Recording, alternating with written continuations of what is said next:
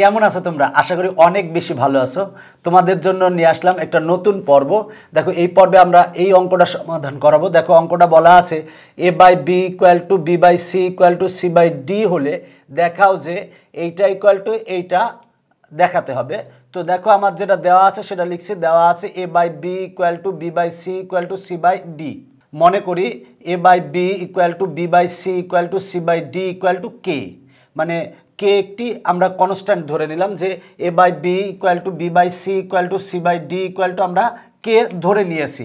তাহলে আমরা লিখতে পারি c/d = k, আবার b/c = k, আবার a/b = k।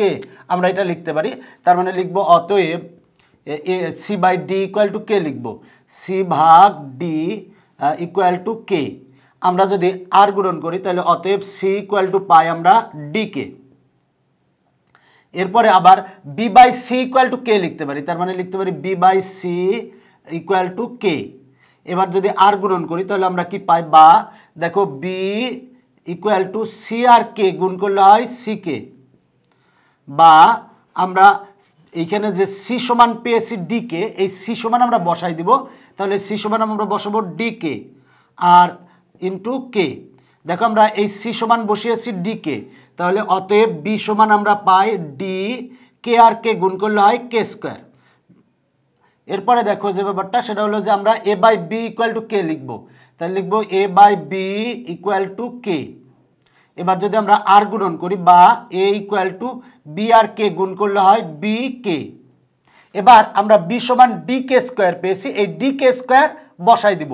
তাহলে আমরা b সমান dk² বসাই দিব, বা a = b সমান আমরা বসাবো dk², তাহলে dk² আর ইন্টু k। অতএব a = d k² আর k যদি আমরা গুণ করি তাহলে হবে হচ্ছে k³। তাহলে দেখো যে ব্যাপারটা সেটা হলো c/d = k লিখেছি, লিখে c সমান আমরা dk পেয়েছি, b/c = k লিখেছি, b সমান ck পেলাম, এবং এই c সমান আমরা যে আগের dk পেয়েছিলাম সেই dk বসাই দিয়েছি, বসানোর ফলে b = dk² পেয়েছি। এরপরে দেখো a/b = k লিখেছি, এবার আর গুণন করেছি, তার মানে a = bk। এবার b সমান আমরা যে dk² পেয়েছিলাম সেটা বসাই দিব, b সমান dk² বসাই দিলাম, তাহলে a সমান আমরা পাই dk³। এইটা ইকুয়াল টু এইটা প্রমাণ করতে হবে। দেখো আমরা a b c সমান আমরা পেয়েছি যে a সমান dk³, b সমান dk² c সমান dk আমরা পেয়েছি। এখন আমার বাম পক্ষ মানে এইটা আমরা এইটা সমান এইটা প্রমাণ করতে হবে, তাই আমরা বাম পক্ষ লিখলাম।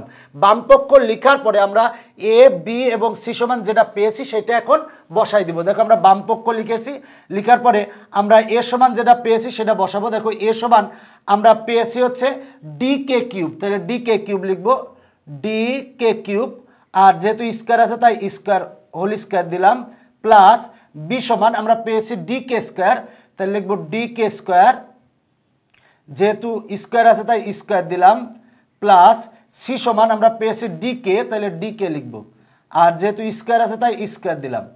আর দেখো এইটার সাথে এটা গুণ আকারে আছে, তাই এখানে অবশ্যই তোমরা সেকেন্ড ব্র্যাকেট দিবা, সেকেন্ড ব্র্যাকেট না দিলে ভুল হবে।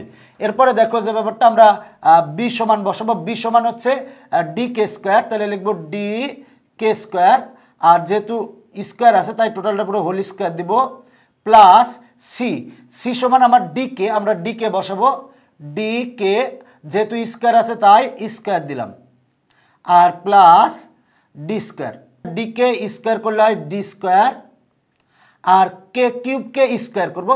আমরা জানি পাওয়ারের উপর পাওয়ার থাকলে k³ এর উপর পাওয়ার হচ্ছে 2, তাহলে পাওয়ারের উপর পাওয়ার থাকলে সেটা গুণ হয়, তার মানে 3 আর 2 গুণ করলে হবে 6, মানে k⁶, প্লাস dk স্কয়ার করলে হবে হচ্ছে d², আর k² কে স্কয়ার করলে হবে k⁴, প্লাস dk স্কয়ার করলে হবে হচ্ছে d², আর k স্কয়ার করলে হবে k²। এরপর দেখো dk স্কয়ার করলে হবে d², আর k² কে স্কয়ার করলে হবে হচ্ছে k⁴, প্লাস dk স্কয়ার করলে হবে হচ্ছে d², k স্কয়ার করলে হবে k², আর প্লাস d²। এরপর দেখো আমরা এখানে কমন নিব, যদি আমরা এখানে কমন আসে হচ্ছে d² k², দেখো এইটা এইটা এইটা তিনটাতেই আমার d² k² কমন আসে, তাহলে আমরা কমন নিব d² k², তাহলে আমরা d² কে স্কোয়ার যদি কমন নিই, মনে রাখবা কমন নেওয়ার অপর নাম হচ্ছে ভাগ করা। তার মানে এইটা ভাগ এইটা হবে, যদি তাহলে ডি স্কোয়ার আর ডি স্কোয়ার কাটা থাকবে হচ্ছে কে টু দি পাওয়ার 6 ভাগ কে স্কোয়ার। দেখো দুইটার বেস সেম, ভাগ আকারে আছে, তাহলে পাওয়ার দুইটা বিয়োগ হবে, মানে 6 মাইনাস 2 করলে হয় 4, মানে কে টু দি পাওয়ার 4 হবে, প্লাস এইটা ভাগ এইটা করলে দেখো ডি স্কোয়ার কাটা, কে টু দি পাওয়ার 4 ভাগ কে স্কোয়ার করলে হবে হচ্ছে কে স্কোয়ার। এইটা ভাগ এইটা করলে এইটা আর এইটা কাটা যায়, থাকে হচ্ছে +1। এবার দেখো আমরা এখানে কমন নিব হচ্ছে ডি স্কোয়ার। যদি আমরা ডি স্কোয়ার কমন নিই তাহলে এইটা ভাগ ডি স্কোয়ার করলে হয় হচ্ছে দেখো কে টু দি পাওয়ার 4, প্লাস এইটা ভাগ ডি স্কোয়ার করলে ডি স্কোয়ার কাটা থাকে হচ্ছে K square, plus D square ভাগ ডি স্কোয়ার করলে কাটাকাটি করলে থাকে হচ্ছে 1। এখন দেখো যে ব্যাপারটা ডি স্কোয়ার আর ডি স্কোয়ার গুণ করলে হবে ডি টু দি পাওয়ার 4, আর আছে হচ্ছে কে স্কোয়ার। দেখো এইটা আর এইটা সেম, তাহলে দেখো এইটা আর এইটা যদি সেম হয় তাহলে হোল স্কোয়ার হবে, যদি এ আর এ থাকে তাহলে দুইটা এ গুণ করলে হয় এ স্কোয়ার, তাহলে এইটা আর এইটা গুণ করলে হবে এইটা হোল স্কোয়ার, মানে K to the power 4 plus K square plus 1, তার মানে এটা হোল স্কোয়ার। তাহলে দেখো আমরা বাম পক্ষকে ক্যালকুলেশন করছি, বাম পক্ষকে ক্যালকুলেশন করে আমরা এইটা পেয়েছি। এখন আমরা ডান পক্ষ লিখব। দেখো ডান পক্ষে আছে A B plus BC plus CD, এরপরে হোল স্কোয়ার আছে ডান পক্ষে। এখন আমরা ডান পক্ষে এ বি এবং সি সমান আমরা যেটা পেয়েছিলাম, এ সমান আমরা যেটা পেয়েছিলাম সেটা বসাবো। এ সমান আমরা পেয়েছি ডি কে কিউব, তাহলে বসাবো ডি কে কিউব। আর বি সমান আমরা পেয়েছি ডি কে স্কোয়ার, তাহলে ডি কে স্কোয়ার লিখবো, D K square plus B সমান হচ্ছে ডি কে স্কোয়ার। আর সি সমান আমরা পেয়েছি ডি কে, তাহলে ডি কে লিখবো, আর প্লাস সি সমান আমরা ডি কে পেয়েছি তাই ডি কে লিখবো, আর এখানে ডি ছিল ডি লিখলাম, আর টোটালটা পুরো হোল স্কোয়ার আছে, হোল স্কোয়ার দিলাম। দেখো এ সমান ডি কে কিউব লিখছি, বি সমান ডি কে স্কোয়ার লিখছি, বি সমান ডি কে স্কোয়ার লিখছি, সি সমান ডি কে লিখছি, সি সমান ডি কে লিখছি, আর এ হচ্ছে ডি। এখন আমরা এটাকে ক্যালকুলেশন করব, করলে দেখো যে ব্যাপারটা ডি আর ডি গুণ করলে হয় হচ্ছে ডি স্কোয়ার, কে কে কিউব আর কে স্কোয়ার যদি গুণ করি তাহলে হবে কে টু দি পাওয়ার 5। কীভাবে দেখো কে আর কে দুইটার বেস সেম, যেহেতু গুণ আকারে আছে তাহলে পাওয়ার দুটা যোগ হবে, তার মানে 3 আর 2 যোগ করলে হয় হচ্ছে 5, প্লাস ডি আর ডি গুণ করলে হয় হচ্ছে ডি স্কোয়ার, কে স্কোয়ার আর কে গুণ করলে হবে হচ্ছে কে কিউব, প্লাস ডি আর ডি গুণ করলে হয় হচ্ছে ডি স্কোয়ার, আর এ হচ্ছে কে, আর টোটালটার পুরো হোল স্কোয়ার আছে তাই হোল স্কোয়ার দিলাম।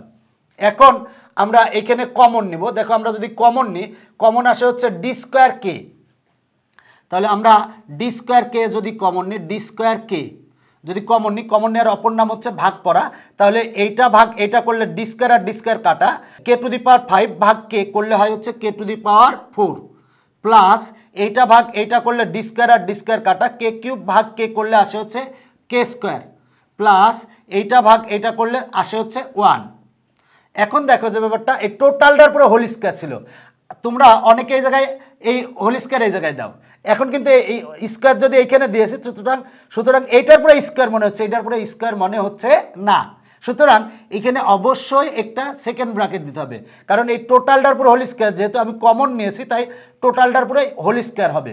তো দেখো যে ব্যাপারটা এখন এই স্কোয়ারটা ডি স্কোয়ার কে এর পুরো স্কোয়ার হবে, আবার এই টোটালটার পুরো স্কোয়ার হবে, তাহলে আমরা ডি স্কোয়ার কে কে যদি স্কোয়ার করি, ডি স্কোয়ার কে যদি স্কোয়ার করি তাহলে হবে হচ্ছে ডি টু দি পাওয়ার